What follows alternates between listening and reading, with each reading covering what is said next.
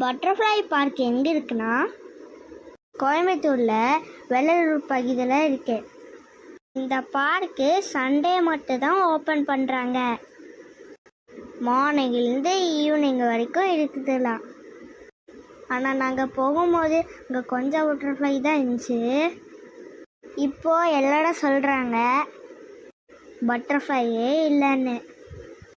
ஆனால் நல்ல வியூ இருக்கு. நிறைய செடிகள், பூக்கள் பார்க்கறதுக்கு ரொம்ப அழகாக இருந்துச்சு. அதுக்கப்புறம் பார்த்தீங்கன்னா அழகான குளம் இருக்கு. நிறைய பேர்ட்ஸோட ஸ்டாச்சு வச்சுருக்காங்க. நாங்களும் போயிட்டு வந்தேன். நீங்களும் போய் என்ஜாய் பண்ணுங்க.